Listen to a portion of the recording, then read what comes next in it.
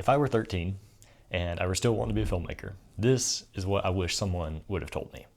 Now, there's a bunch of different filmmaking advice out there. There's a bunch of different life advice out there, and it fits all sorts of different seasons of life.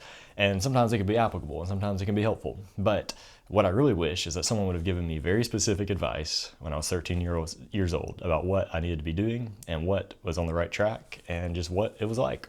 So this video is for the 13-year-olds out there. Take this all with a grain of salt because I'm not some big filmmaker. I've not made a bunch of money from films. I have no notoriety in Hollywood. All I've done is just made a couple films, and I've put some work into it, and I've been doing it for about 10 years. And I've gotten to work with some cool actors. I haven't done it with just my high school friends, but also keep it in mind that I'm not some famous person, so take it all with a grain of salt. But recently, I was getting to work with two 13-year-olds, and they were showing me some of the animations they'd been working on and some film with the sock and the bed and something happening, and it was cool. I had some fun visual effects, and they were excited about it. So this is what I wish I could have told them if I'd had a long time, and this is what I wish someone had told me when I was 13 years old. The first thing you need to know is that you can succeed. It's possible.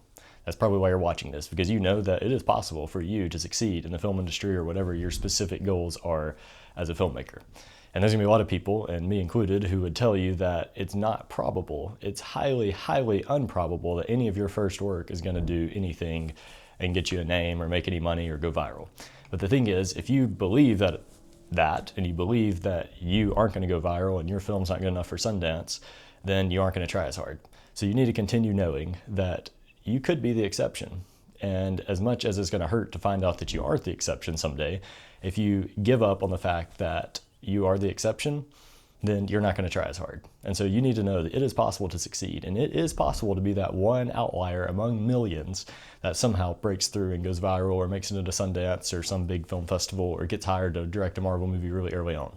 So the more you believe that, the more you're gonna try. And so I think it's okay to believe that. You can be the exception. It is possible to be the exception. And that's what's gonna drive you to keep trying and learn new things. So as you're doing that, embrace the work. Look for shortcuts. There's a lot of people telling you not to look for shortcuts because at this point in my life, I'm not looking for shortcuts. I realize that the work is actually really important, and I learn a lot more by going through the work and not having a shortcut.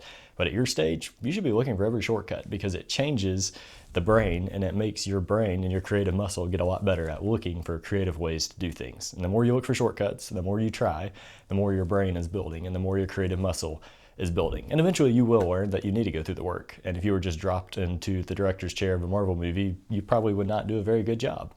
But if you have the belief that you would do a good job, then you're gonna keep learning and you're gonna keep growing. And so I think it's okay to have that belief that you're gonna be the one exception, that you're gonna find the shortcut. And so keep looking for it. That's what you probably need to hear at this point because that's what you are looking for anyway. You're looking for the shortcut and you think you're gonna be the one person that's the exception. So keep believing it because that's what's gonna make you try really hard and really incredible and really ambitious things. Second is don't spend any money, ever. Just don't do it. Don't spend a dime. Don't spend anything. Because there's two places where you're gonna be tempted to spend money. The first one is when you're making the film or when you have an idea for a film. For example, I once bought a bunch of props for a comedy that I was ready to make, filmed a couple scenes, and then ended up not exactly using any of it. And I still have not opened a big box of flashlights. I still have not used some of the costumes. And I hate to throw it away and I have a little bit of guilt because I just never have done anything with it. So just don't buy any props. Just ever. Like, just find stuff that you can use, find a yard sale, find a friend's house that has something right around whatever you need that you have. If you have to go buy something, then you're spending money and you're not learning. So just be creative. Don't buy a single thing. And when you think it's time to buy something, wait just a little bit more. Because if you buy something, then it's probably not going to be very effective. So just learn how to create a film without buying anything. And then the second place you're going to be tempted to buy things or pay money or spend money is in the completion stage, when your film is done. And you're gonna wanna put it in film festivals because your film, you think, is the exception that's gonna make it into Sundance and get you to where you wanna go. Your film is the one that's gonna go viral if you just spend a little bit of ad money on it. And it's okay. If you just really wanna spend money and you have the money, you can do it. But I'm just telling you, if you're 13 years old or you're in that age range, then don't do it. Money is not going to make your product better. And if your product is not good enough to catch attention without money, it's probably not going to catch attention even with money. So just don't spend any money. It'll be a lot cheaper and you can buy maybe a little equipment if you absolutely need it, but use what you have and enjoy what you have and it will make it better. if you just learn and go through the process. So if there's anything I would not have done, it would have been, I would not have spent any money at any point. I've spent close to $2,000 throughout my life trying to get into festivals and trying to pay the submission fee for this or an entry fee into this. And deep down, I think that I'm going to be the exception that's going to get through. And I've had some decent work that's had a name actor attached. And of course, it's not the greatest thing ever because it didn't break through, but don't do it. Don't spend any money on festivals. The only thing it'll give you is a little bit of affirmation if you do get in.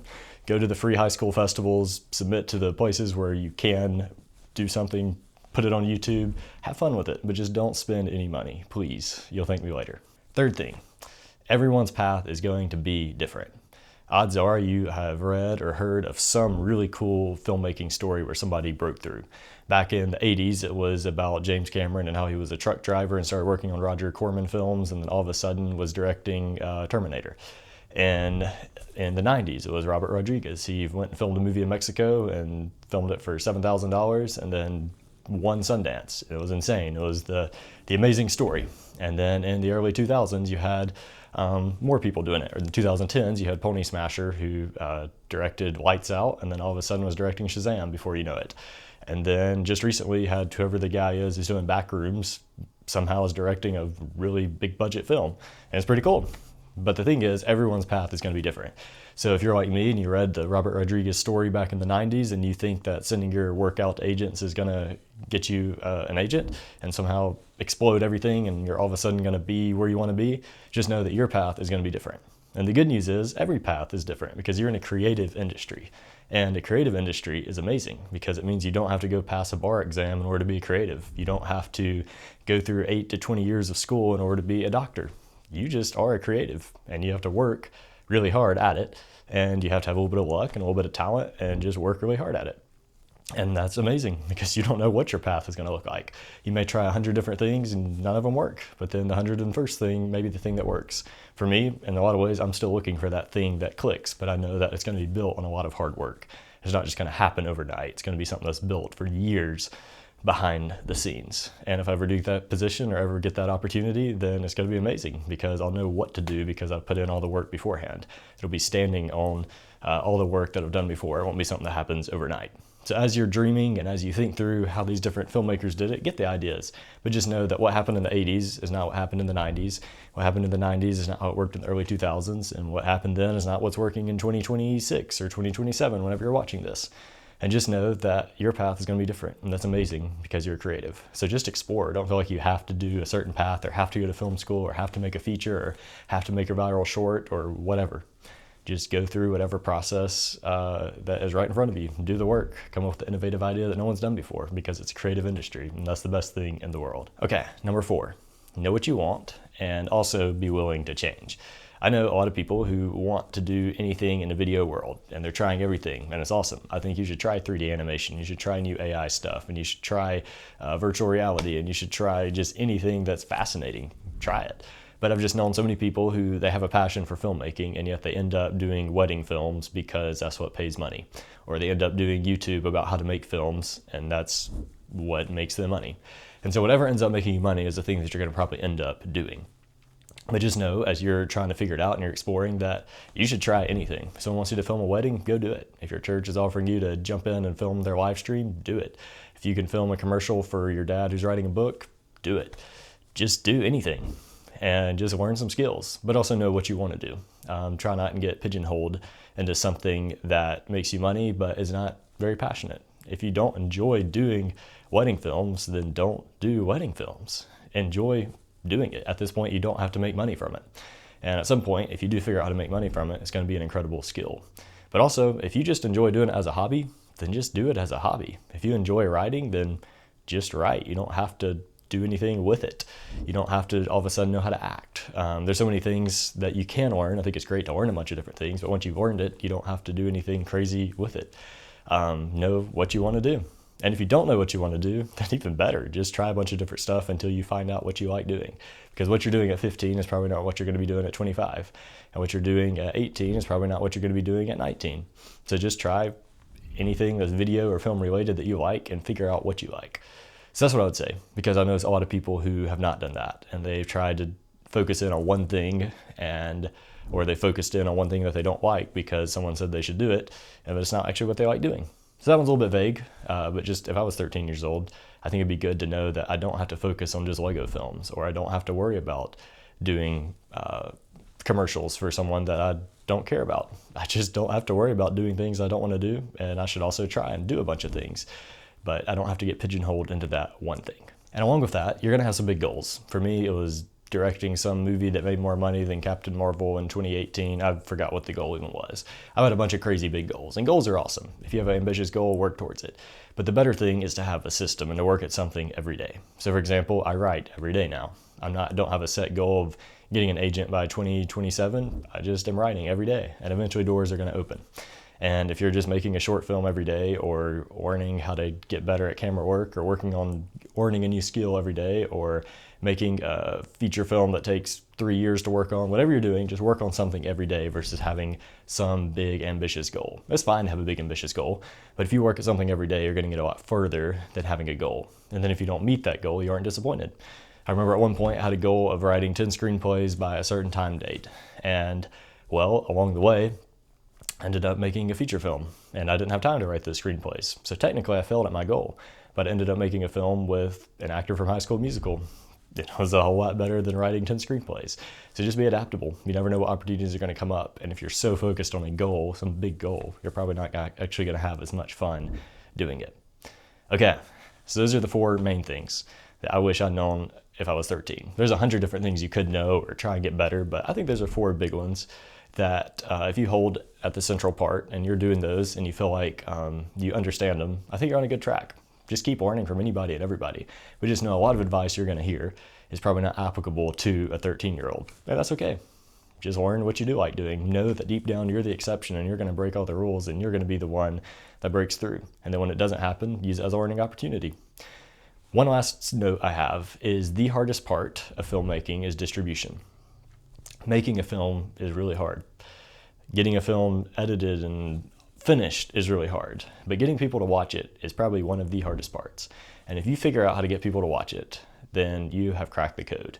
And if you get people to watch it and pay for it, you have really cracked the code. So as you're pursuing cool stuff and trying new ideas, if you're always thinking in the back of your mind, how do I make money with this? How do I genuinely enjoy what I'm doing and make money with it? You might get a little bit further than the people who just want to make an Oscar-winning film, because it's a lot harder to get people to fund something that's not going to make money.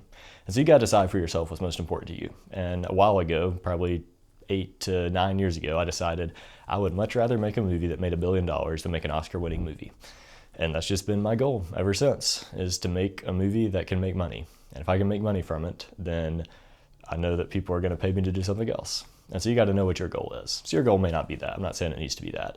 But if you can figure out distribution, and if you can figure out how to get somebody to watch your film and get people to pay for it or make money from it through ads, then you're going a whole lot further than the people who just don't know what to do and are just asking people for money to make it and then work themselves into a hole because they're in debt and now they can't make another movie.